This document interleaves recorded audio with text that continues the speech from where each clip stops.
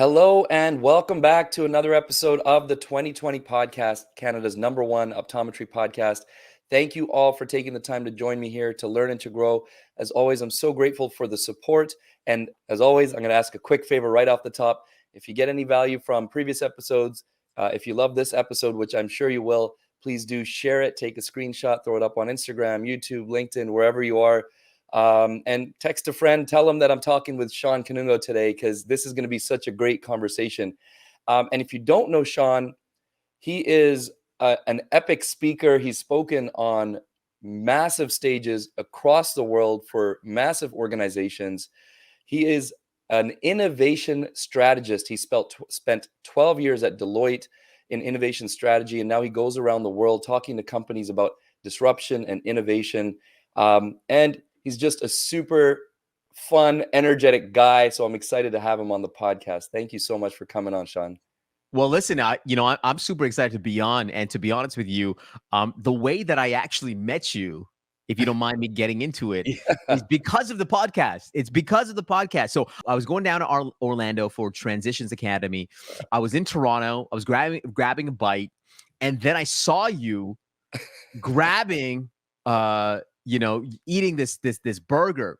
And then I texted one of my best friends in the world. Her name is Sonia Delhan. She's a optometrist in Edmonton. We talk every single day. So I was like, I actually took a picture. This is a story that I actually took a picture of you mid-bite. And I told Sonia, who you're friends with, and you guys went to school together in Boston. I'm like, hey, is this Harbier? She's like, oh my God, yeah, it is. And then I'm like, oh, listen to this podcast. And then I came up to you and I said, hey, are you Harbier? And then turns out we ended up in Orlando. We took an Uber ride. We saw each other there a couple times. You asked me a question on stage. I was at Vision Expo. I did a presentation there. You were there. I was in Dubai a couple weeks ago for Essilor India. You show up on the screen through a video. So we are just meant to be together. I don't know. We're just meant to be, man. So I'm so grateful that we're friendly now and we're buddies. And it's amazing, these collisions that happen through these conferences. It's incredible, man. I forgot about the Dubai thing. That was so funny. I wish I was actually like physically there in person. That would have been super cool. But it was unreal to see, and I obviously so I was in we were doing rehearsals for this Essilor India event, and the team was going through some of their videos, and I was talking to somebody, and then I heard your voice. I'm like, oh man. And so when it actually came on during the actual presentation of the Essilor team, then of course I recorded it. I sent it to you. I tagged you on Instagram, and it's so cool. I appreciate you doing that. That was cool because I had no idea that was playing there. So I appreciate that.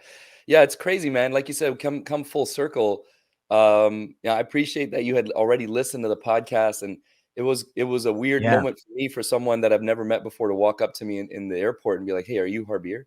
My wife and my friends that joked about like, because that the video that we shared eventually after from Transitions, and they're kind of like, "Oh, you probably felt like you're famous or something." I was like, well, the thought crossed my mind, but I was like, there's got to be something more, because there's not that many people who listen to the podcast. Well, and by the way, if you've gone this far, but after all this like hoopla that we chat about how we know each other, if you've gone this far, like, I think rate and review and like follow this podcast, because as I wanted to learn more about the optometry space, about the eye care space, part of the reason why I jumped on this podcast is, number one, it sounds great. Like, I think you're putting in the time and the effort to make this great.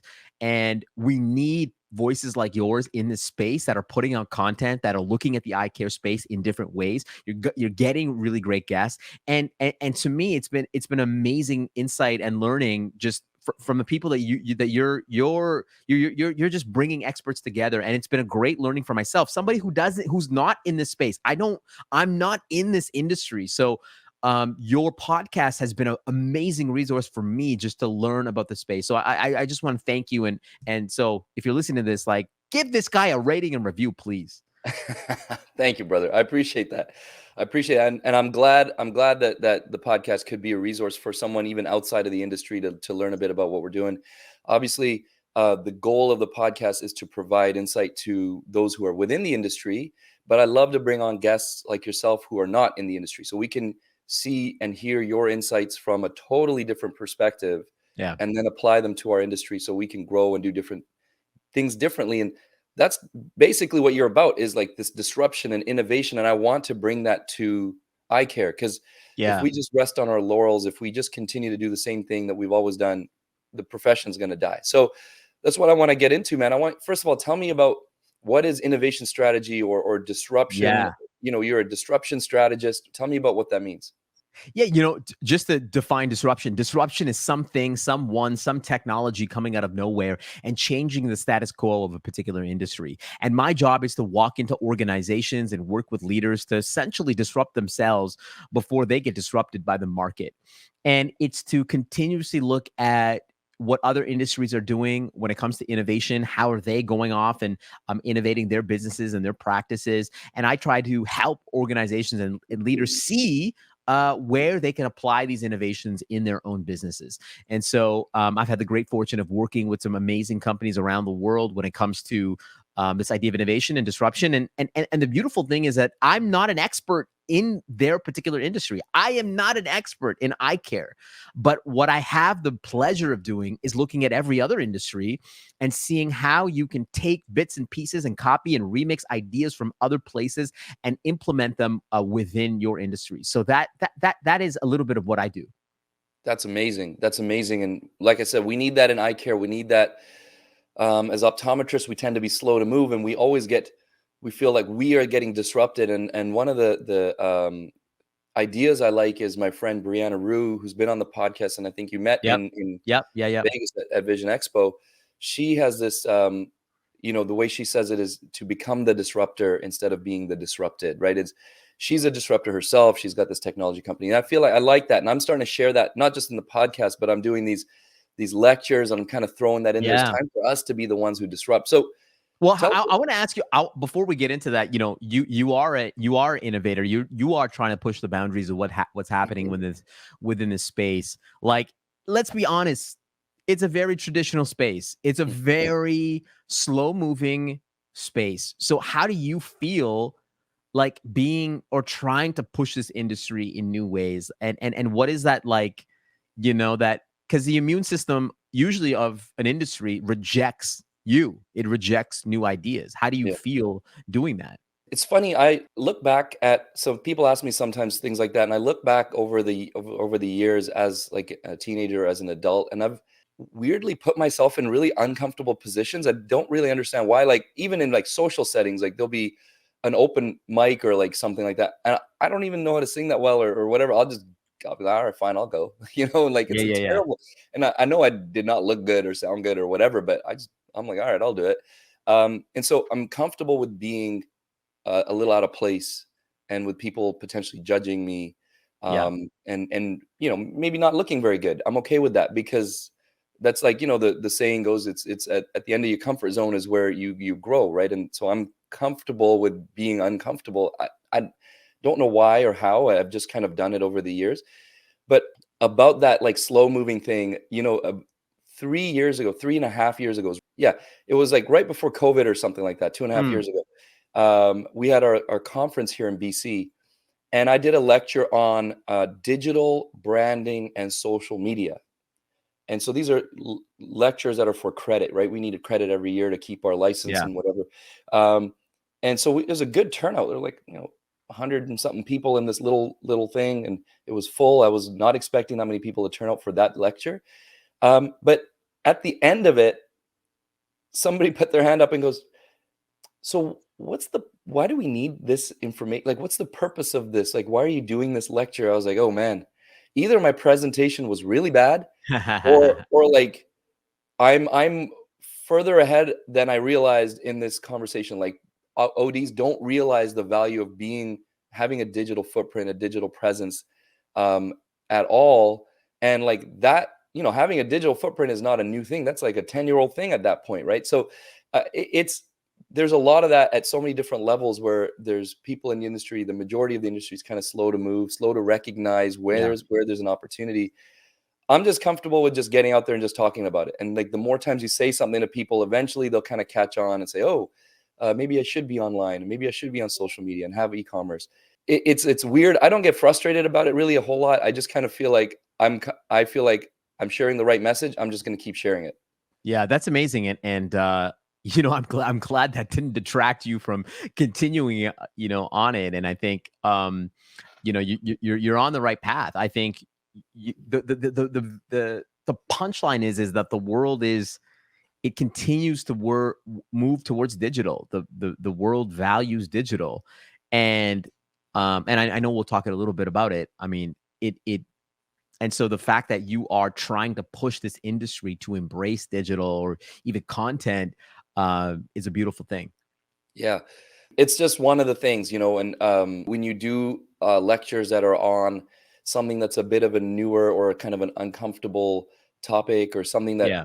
people are not embracing yet, you'll get some kind of glossy looks and that kind of thing. But you just have to, like I mentioned, Brianna, you just got to keep kind of pushing people and tell them to get Yep. comfortable with disruption. And, our industry needs that. Otherwise, we end up just complaining about the fact that things are not going our way. And there's no value in that. There's no benefit in that. And it's nice to see that the sort of some of the, not to put ageist about it, because there's some older optometrists who are really forward thinking, but Yep. it's nice to see the groundswell of like the younger optometrists, generally speaking, are more comfortable with technology, and schools are, more importantly, schools are starting to implement conversations about disruption and the various e-commerce and digital players and things that are out there, technologies that are out there and coming, AI and other, virtual Well, stuff you that's know, coming. and that's a good point. I mean, we should chat about that because, you know, to me, the tragedy is that in school, in optometry school, they like barely touch the business side of things, right? They Yeah. barely touch the disruption.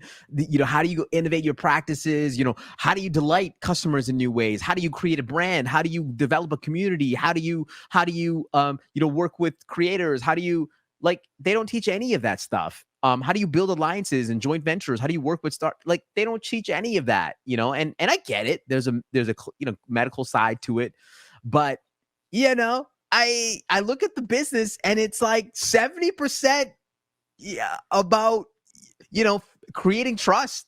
And how do you do that in new ways, in a digital way? I mean, that's the game now. I see a new opportunity for you, Shawn. Professor Shawn Kanungo, you can go around to the schools, do a lecture series on all of this. It's all you, man. It's your forte. I think Okay, that's we'll do it together, man. We'll do it together. perfect. Count me in. I'm in. Dude, give me a couple of, like, whatever off the top of your head, a couple of things Sure.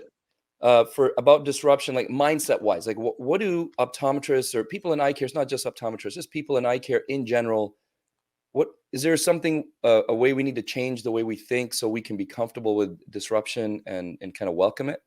Yeah. I think to have a disruption mindset is number one, to not be so siloed in your particular industry and in your particular craft or practice. Listen, the reason why you have been successful is because you have had focus. The problem is that today industry lines are blurring, and you need to have what I call a deep generalist mindset. Like, you need to have an understanding of what's happening across different industries and different verticals, because not only from a business standpoint, but also from your patient customer perspective, like they're seeing things in ways that you may not be seeing it. Like their experiences on Amazon and Uber by touching a press of a button, and how they interact with other services is going to impact what you do in your practice. So you have to be constantly looking at what other industries are doing and how people are interacting with those companies and consuming content and services in new ways, because it, at the end of the day, is going to impact how you deliver your patient experiences. And so this idea of becoming a deep generalist is important to have this disruption mindset. I think the other thing that's really important is to not get complacent, not to fall into the status quo of what you're doing today. And it's not about like transform. I'm not asking any ODs to go off and like start doing these artificial intelligence eye readings off people's phones. No, I think it's about starting small and continuously experimenting around new ways of how you can make your processes just a little bit faster, or how you can make your client or customer experiences just a little bit more delightful, or put out that piece of content that might just like be a little bit more uncomfortable for you. Like, that to me is innovation, and it's just about creating value in fundamentally new ways, and it could be very small.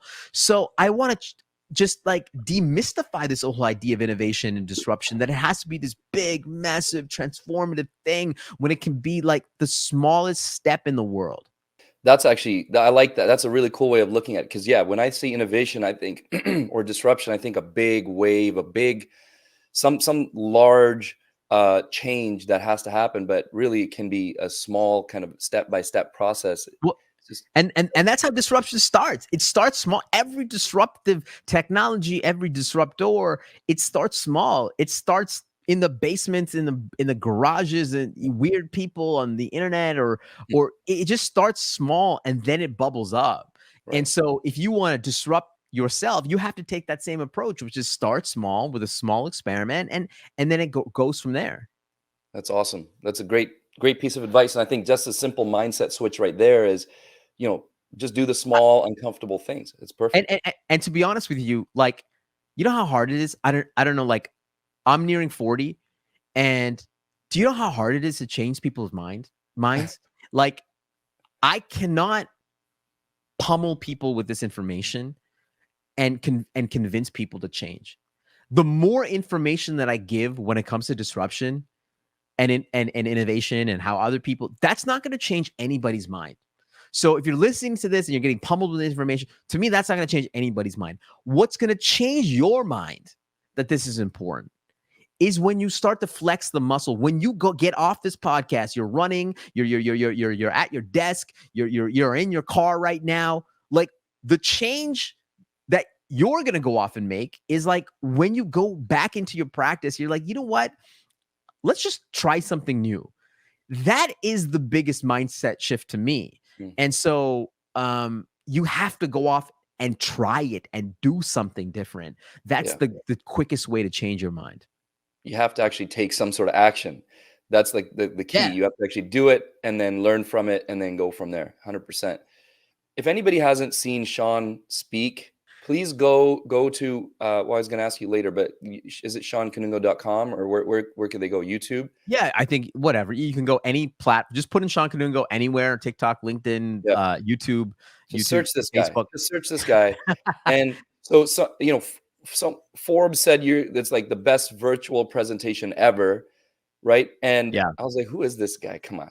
And then I watched your stuff. I was like, wow, for virtual, like, you're on a stage in an empty like auditorium, all this cool setup, and then in live presentations, like when I saw you at Transitions, man, your presentations are just a different level, just a different level. One is your energy and the way you speak and your body language. The other is the visuals that you have. Like, just Yeah. by far, your presentations are the best that I've ever seen. Now, I know Oh, my I word is not appreciate the it. same as Wow. Wow. Wow. Forbes, but it's incredible. So I want to ask you a little bit about that, because there's many of Yeah. us, say myself included, who want to be better at performing and presenting. I use perform deliberately, because a lot of times when you're speaking, I think just even giving a CE lecture, one of these accredited lectures, a lot of people, most people go up on drone up on stage. Okay, here's how we do this thing, and here's the next thing. But we can make those fun and vibrant and Yeah. energetic, and there's no reason not to. In fact, we should be, again, like, trying to push the boundaries. So I want to learn from you. Please share a few of the things that you've done. I know you didn't get to where you are overnight, but like, for somebody who's just starting out and is perhaps just standing at the podium and just talking, what's the next step? How do I get Yeah. Yeah. bigger Yeah. and louder and that? It's interesting because I'm still learning the craft. I'm still learning the craft of, I still feel like a rookie in the game, and I see amazing speakers everywhere. I get inspired by, rock stars and stand-up comedians and, Mm. other speakers that are doing cool things, and people on video. And I'm always trying to get better. And I'm actually not the best. I still have a lot of filler words. Like, actually, I'm not the best most articulate speaker. But to me, it's about the message at the end of the day. It's about truly delivering something that you are unbelievably passionate about Mm, and doing that in a way that is story based, that in a way that's authentic and genuine to yourself. And the audience will, regardless of the fact that you are not the most polished speaker in the world, it's about the message, it's about the storytelling at the end of the day. And so, my my recommendation, I guess, when it comes to speaking, and there's lots of great resources out there, is to try to connect with people at the end of the day. It's to create stories that will tug on people's heartstrings, that will resonate with people, that will be relatable at the end of the day. And the other thing is that I think a lot of times, if you're saying something that is not informative or insightful or funny, or like if it doesn't create value, mm, and then why are you saying it? You should only create um a presentation that creates value. So actually, to get very technical on you, the way that I break down a presentation is, to me, there's like, let's say it's a 60-minute presentation. I know that there's only so many concepts that I can bring. So let's say there's 4 or 5 concepts. I want to be able to make sure that those concepts are actually provocative, they're insightful. There's something in there that maybe people in that room have not heard of, or that they've never even thought of in that particular way. And I'm trying to dissect those particular concepts, bringing examples, bringing stories, and doing it in a way that is almost counterintuitive and mm, pushes people to think. Actually, and I begin every single presentation by saying, you are going to disagree with me at the end of this presentation, and it's going to create tension.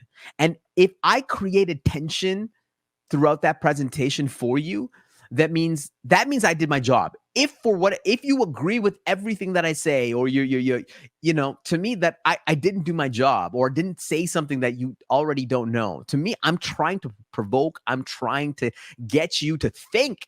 I mean, that's what a great presentation mm. does. That you're meditating on this later. You're like, that's the biggest compliment to me. It's like, I'm like, I was thinking about on the drive home, I was thinking about that. Yeah, And so that's awesome. that's my one piece of advice. Tension creates attention. How you like that? Wow. And How I you didn't, like that? man, I like that. Let's go. I'm gonna steal that. Tension creates attention. I like that. But you do that. You do deliberately present. You're not just. It's not fluff. You're deliberately presenting concepts in a way that will make a person kind of be like, "What?" I know I've done it and one of those concepts I actually wanted to talk about was your idea of waste. Now, I don't want you to give away No, your no, no, whole no, no. keynote here, Yeah. but the concept of waste, and I think that's actually it resonated with me. I've heard a couple of other, actually, really, like, maybe one other time I heard it, and I thought it was a valuable, actually twice now. Sorry, I'm like thinking out loud here. There's a couple of podcasts I listen to, entrepreneurial types, and it happened to have come up very infrequently, but with these two podcasts. But the idea of waste, doing things in the less efficient way, because it might create more value. Correct me if I'm wrong, but Yeah. like, So and some people might look at it as wasteful. But I'd love for you to share that and what the benefit of that is. yeah. The idea, to get technical, is the idea of costly signaling. Costly signaling is this idea that by putting in extraordinary effort, Mm, maybe even wasteful effort, that it can result in greater significance or value or meaning with your end customer, or your end patient, or your end user, for example. And, in a highly digital world, when everything is efficient and seamless, and we can press a button and get something delivered to your door, to double down on things that are more meaningful actually can create more value. So, as an example, today, listen, I showed up here. For those of you listening to this, I showed up here with a nice camera. I showed up here with a nice piece of audio. I didn't have to do that. I could have showed up in my hotel room with my AirPods on. But no, I wanted this to sound delicious. And I put in the extra effort for the camera, for the audio, for this to sound great. Because you know what? Maybe there'll be 5 more people that listen to this and be like, oh, that was interesting. And I listened to this because it sounds like he put in a lot of effort. And what the crazy part is, this goes back to how as humans we are rational. Because this sounds better in your ear, what's going to happen is that the message is going to land a little bit deeper with you. And so when we think about our business, we're always thinking about how do we make it so efficient? But it's like, how do we make things more meaningful and magical and memorable with our end customers? And that might require more waste. I mean, this is why when we did our virtual keynotes and presentations, I would rent out theaters, 700-person theaters to do virtual presentations. It sounds absurd. I could do it. I'm doing it over Zoom, but it shows that somebody put in this much effort. It must be valuable. And it comes back to everything that lipstick, for example. Lipstick is made up of all the same ingredients, but there are some companies that put a little bit more time in the texture, in the weight of the thing, and we just feel a little bit better. This is why, for example, wine, it is statistically shown that if wine is served in a better glass, in a better wine glass, for some reason in our mind, it tastes a little bit better. This is absurd, but it comes back to the way that we consume, the way that we taste, consume, whatever. It's all clouded by perception at the end of the day. And I just believe that by putting in effort, it can result in so much more meaning with our end patients or customers. Yeah, I love it, man. That theory, that concept really resonated deeply with me. I used to own an e-commerce eyewear brand, and a lot of that was building relationships, building trust, and to do that, you have to go kind of out. Anyways, I felt like I had to go out of my way. I had to do some of these inefficient things. I wrote a handwritten thank you card to every single person, Yeah. every single pair of glasses. Obviously it doesn't take that long, but it's a lot less efficient than just simply box it and ship it. But there's a story about a much, much, much, much bigger company that I heard when I was starting my eyewear brand that led me to kind of think about that inefficient, wasteful, if you will, way to approach the company. It was about Airbnb when they were very, very, very little, and still part of Y Combinator. And they were sitting down with the guy at Y Combinator and kind of like, Paul oh, Graham. Yeah. yeah, and it was like it's not really picking up the way they thought it was supposed to, and whatever, and they realized that the photographs for the properties were not as good as they should have been. And so he goes, well, why don't you guys go out to New York and do it yourself? Yeah, And they're like, what? exactly. Go all the way to New York and take photos? That's crazy. That's so inefficient. That's inexpensive. But like that's what he said. Sometimes you got to do the inefficient, wasteful things. And of course, we know the punchline of that story. They turned out to be a fairly large company. But because they did that wasteful thing in the beginning, that a lot of people probably would not have done. So Well, that stuck with me. So I love that you talking about it too. look at all the things that we think are wasteful today, right? Because everything is it's Zoom related. Oh, why do I have to meet that person? Why don't we just Zoom? It's just easier. It's more efficient. Yeah, but like when you meet with somebody, it might be that 45 minutes to drive there, and maybe the 45 minutes of the conversation is probably a waste of time, but you might build a deeper relationship. You might build that deeper trust at the end of the day. You might meet somebody there that you haven't met before. And that is in a highly digital world. I don't disagree that some things have to be digital, but to make it really practical for your audience, yeah, like booking and setting up a fast, seamless, efficient booking site is really great. But at the same time, providing extraordinary customer experience and extraordinary customer support when they're in trouble, and maximizing those moments will create even more value. So you have to do both. You have to be really great at digital, and you have to be really great at creating and maximizing those moments. You have to be both at both. You have to be great at both. So I try to show up with anything that I do and do it with effort. That's why when I do a presentation, I'm learning. I'm trying to learn about the industry. I'm trying to create slides that are beautiful and relevant, and like I'm trying to show up with effort with everything that I do. I love it, man. And I can tell it comes through 100%. Like I said, there's nobody that I know, I'm sure because you're a speaker, you speak internationally, you go to these conferences, you see other keynote speakers, you could see others doing certain things. I haven't seen it, so I have nothing really else to compare you to other than what I've seen. And you're just like I said, it's totally different level. And it's inspired me to up my game dramatically. In fact, Shawn, after transitions, I was putting together a new lecture that I've just started to do. I did it for the first time in Vegas at Vision Expo. Yeah, yeah. Um, and your presentation, now it is not anywhere near your level, but still inspired me to take it to a whole, like Love it's it. significantly more visual and storytelling while still providing that educational aspect. Like the slides don't have as many words, like, for people to regurgitate or people to write down. It's Yeah, like, yeah. here's an image, let me tell you a story, and then you can extrapolate the value from it. And I love doing it. And you know what? The number one thing you said earlier, and the that I heard after that lecture was it was true and authentic to you. And I was like, yes, that was it. That's the best. That's the Wow. best. Man, So that means the world. That means the world that you took that extra effort and it was fun for you. I And loved it. also, you got that feedback that it was authentic and Yeah. genuine and great. So that's amazing. That's Yeah, awesome. I'm in. So thanks, man. So I appreciate it. You're helping me elevate. I'm going to keep trying to take it to a different level, but I'm going to be doing that lecture a few more times over the next few months. So hopefully, Love just it. keep getting good feedback. The costly signaling theory, I think that was an important one, and I think that's something that many of us as business owners need to take away, right? Because obviously, we know as a business owners we need to make things efficient, but we also need to keep in mind where we can do that extra little thing that's sometimes it's a small thing like handwriting a note, but it has a disproportionate Absolutely. effect on the end user, right? The customer. We forget that human beings value everything, products, services.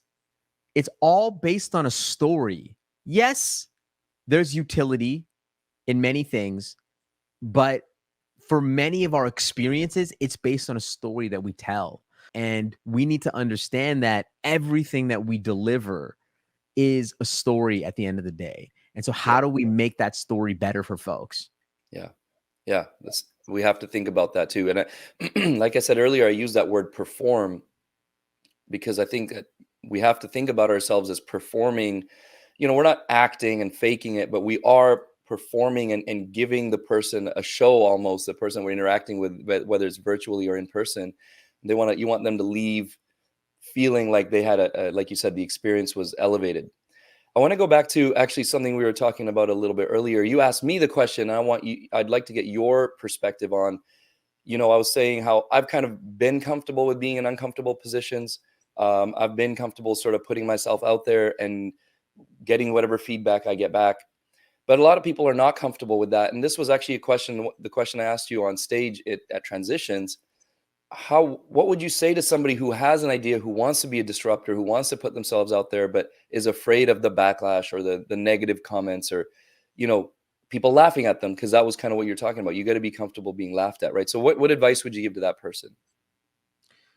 It's funny. I remember I was speaking with one of my brother-in-law. He's super successful, sold his first company, made millions off of it.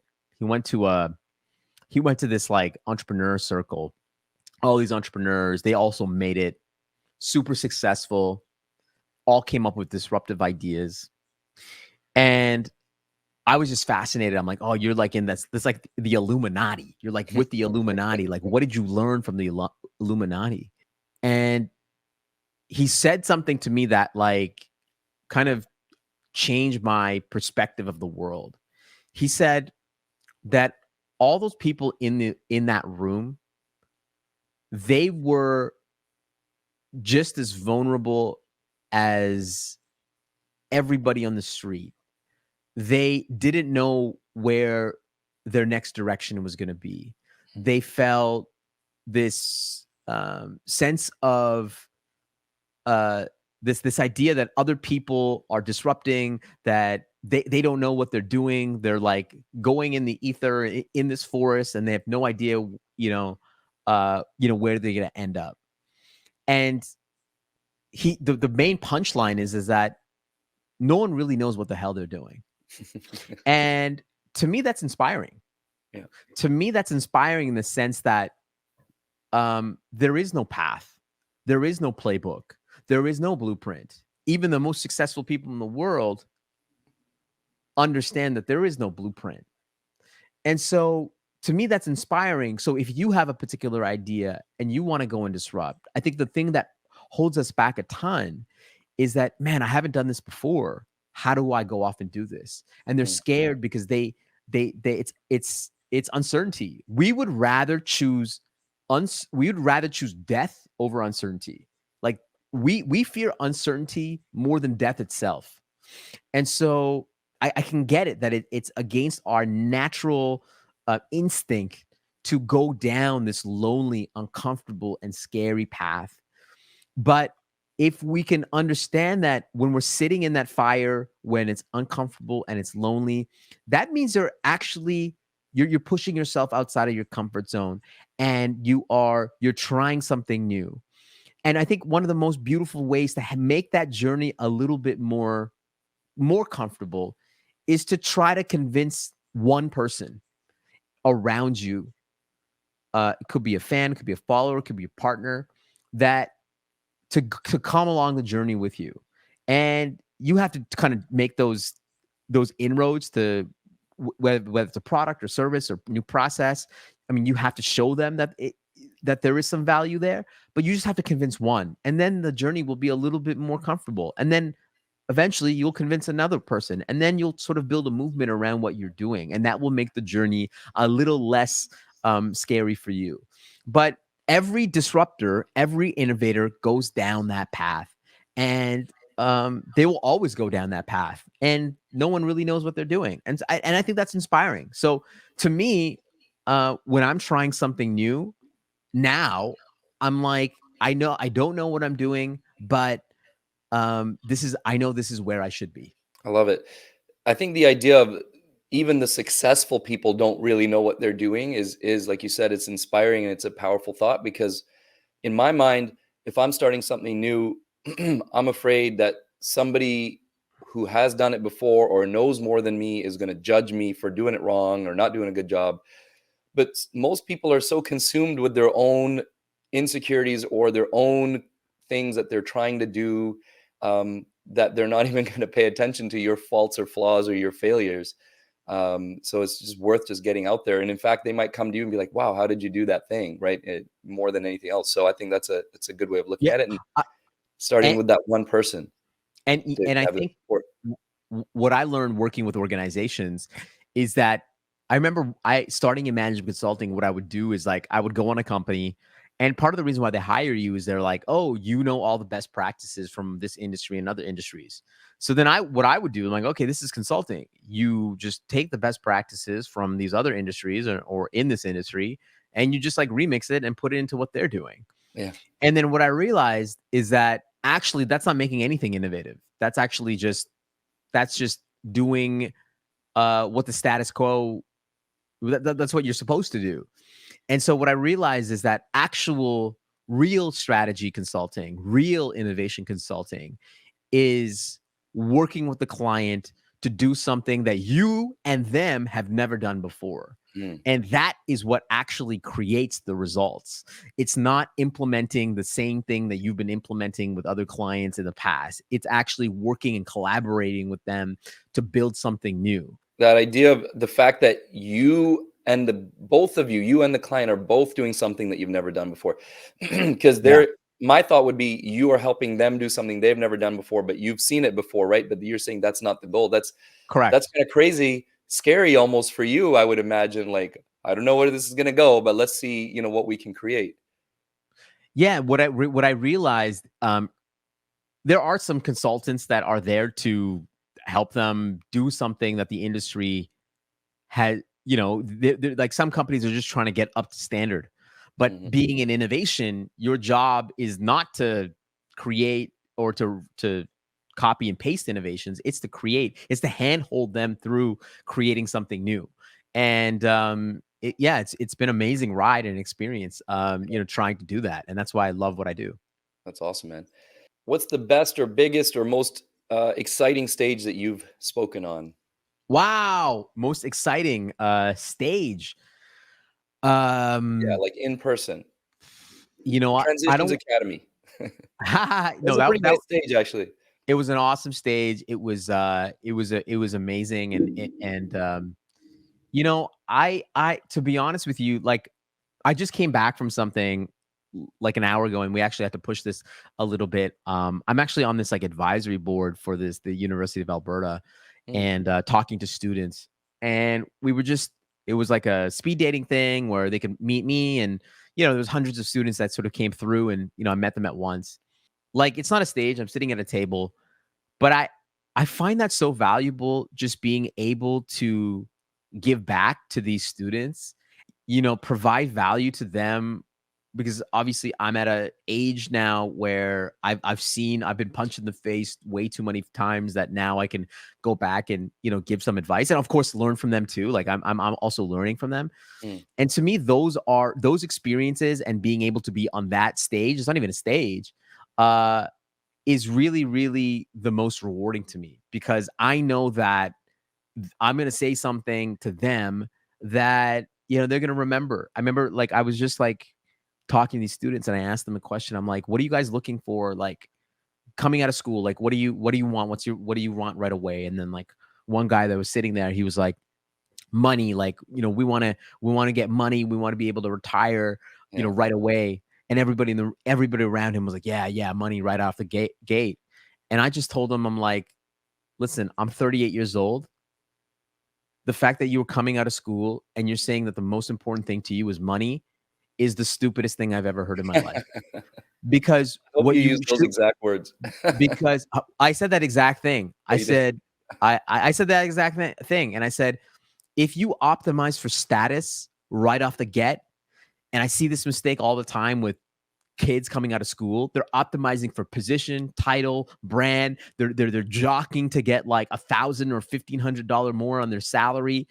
Are you gonna make $1,000,000 like in 20 years? So why are you worrying about that small amount of money that you're gonna get right off the get? Listen, I know some people might have financial concerns, you know, within their family. So I get that. For the most people that in that room, they didn't. And if you're optimizing for status right off the get, then you're fundamentally um setting yourself up for failure later. And you should be optimizing for experiences and whatnot. Anyways, I'm bringing this up to say, like, I saw that shift and they're like, I just changed their I might have just changed their trajectory right there and then. And, you know, you and I, obviously, you know, we have kids. We've been in our we've been in our industries for a while now, and I see that you're passionate about what you're doing. I'm certainly passionate about what I'm doing.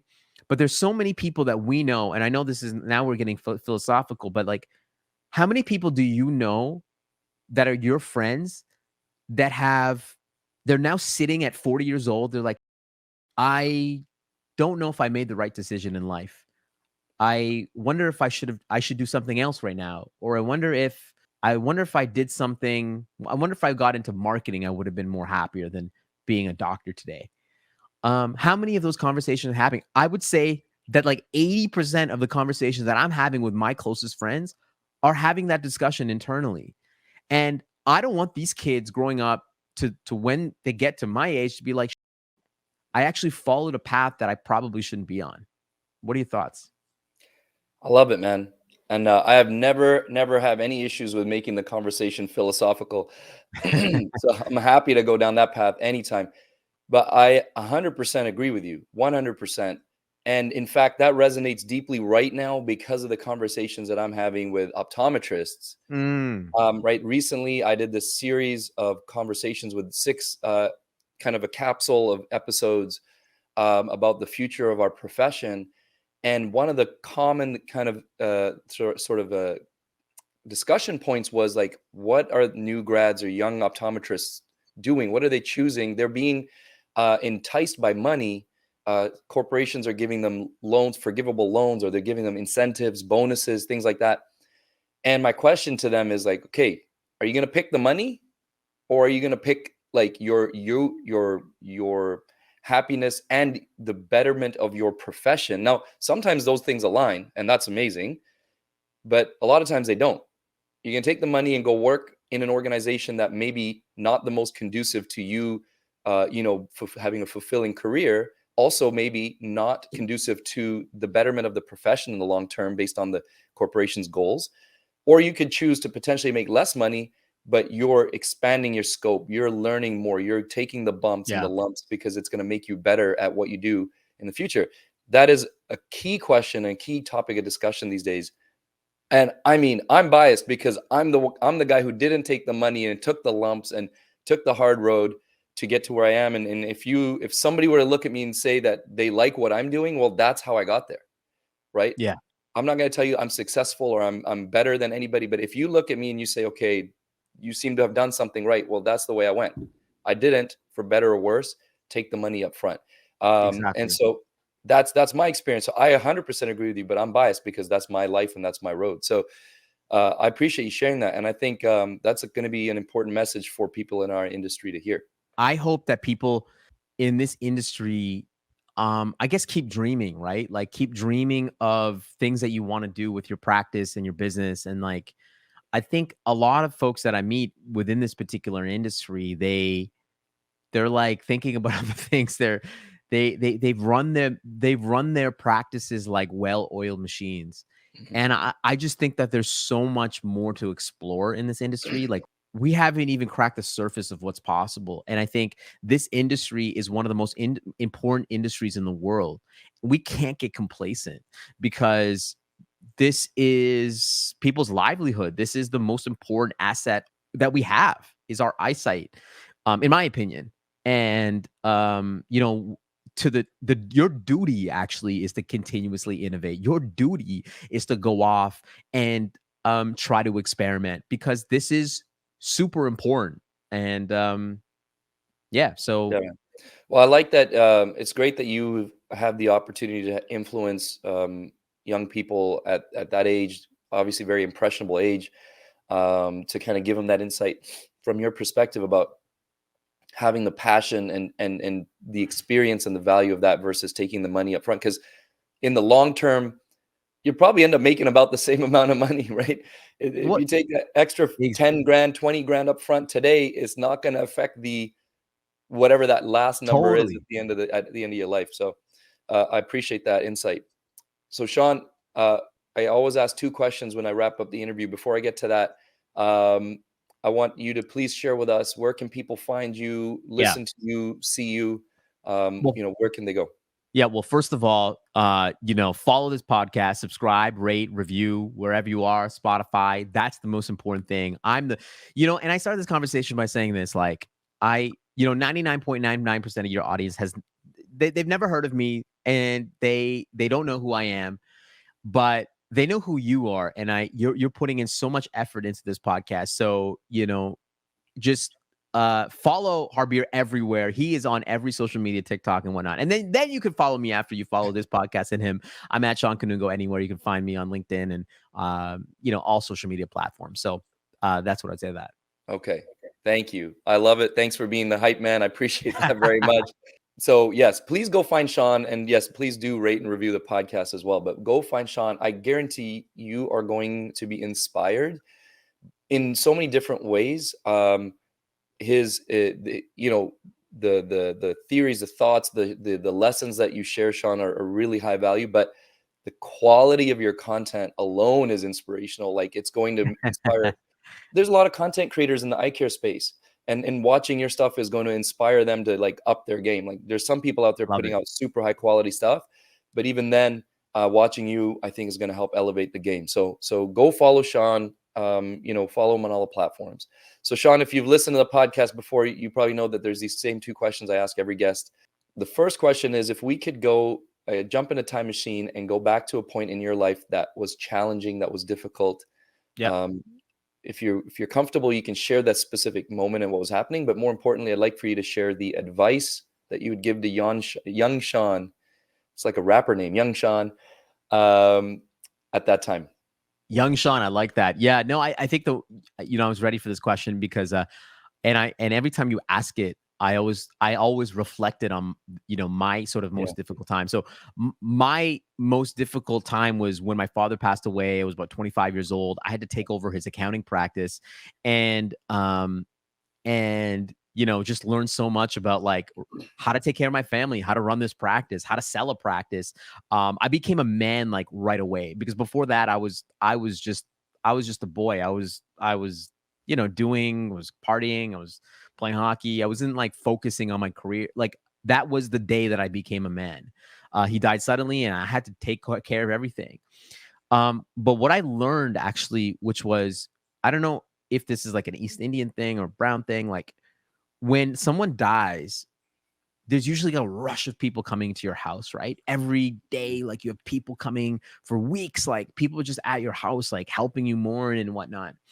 And the day that the people weed out, Mm, it must be like the second week. It's like the 15th day, and your house is empty, and it's just you and your family, and everybody has moved on, and they should. Everybody should move on. And the realization is that everyone moves on. To me, life is short. So it's like you have to make every day count. I know sounds like airy and fairy and motivational, but like everyone moves on at some point. No one is thinking about you beyond that point. And it's a realization that like that's the day that kind of like that I learned that you need to keep moving. You need to that's why to this day, that day got me hungry, and I'm still hungry to this day because I know that tomorrow may not come. And so that was the one insight that I got from that moment. thank you for sharing that. That's heavy. That's I imagine even after all these years, it's still hard to kind of think about that time. Losing your father is, I can only imagine how difficult that was. So thank you for sharing that, Shawn. What you just said reminded me of a clip of yours I saw recently, and a Stoic saying that I like to keep in mind, which is memento mori. Yeah. And I feel like that's a reminder there, right? Like you said, like this may be your last day, you don't know, and it's a matter of kind of Yeah. move forward, live your best life, and have a great day. I know you were speaking about that on stage. I don't know if you want to share a little bit about that. Yeah. So memento mori is this idea that remember you will die. It's the reminder that life is short. And the story goes, is that there's this thing called the Roman triumph in ancient Rome. Like the general, like the successful general, after a huge military parade, would like parade down the street. Like this would be the highest moment for this general. And then there would be a slave at the back of the chariot that would whisper in the ear at the moment of the highest, like the most important day of the general. The slave would whisper in the ear of the general, memento mori, like remember you will die. That remember that you are still immortal. Remember that tomorrow is a blessing. And so I talk about the idea of disruption. And to me, it's like you never know what's going to disrupt you. The pandemic, a new technology, somebody coming out of nowhere. So it's a reminder to continuously innovate and to continuously be hungry and try new ways of doing things. And I actually have this app. It's called We Croak, and it reminds you every We single day. Croak. Yeah, it's called We Croak, and God. it reminds you like 5 times a day that you will die.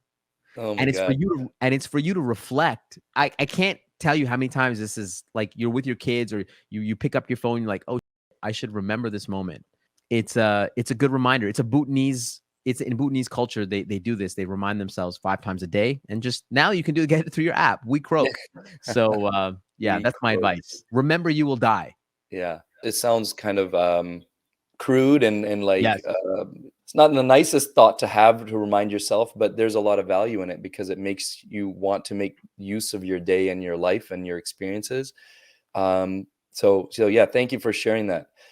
The final question is everything that you've accomplished to this point, Shawn. How much of it would you say is due to luck, and how much is due to hard work? I would say that it is 90% hard work, 10% luck. There's luck in everything. I love luck. I think the hard work creates luck at the end of the day. And if you don't put in the work, you don't get the luck. So, um, but I work pretty hard, and I'm trying to create more luck for myself. So that's what I'd say to Yeah. that. I love it. That's a great answer. And I know you work hard. I was on your website the other day and I was looking at all of the freaking, I'm like, this list is endless of the performances or the talks that you're doing. It's like 500 talks a year. I was like, this guy, how are you everywhere? It's crazy. I'm Yeah, here with you though. That's the most important I thing. So appreciate it, brother. Yes, and with all of what you have going on, you have been an amazing guest. You've been very present, and I appreciate that very much because I know you're a busy, busy guy. So thank you so much, Shawn, for coming on. Man, I know there's going to be so much value in this episode. I hope everybody listens to it start to finish. Go back and listen again. You probably need to because there were so many gems in this one. Thank you so much, Shawn. Appreciate you coming on, man. thank you. Thank you.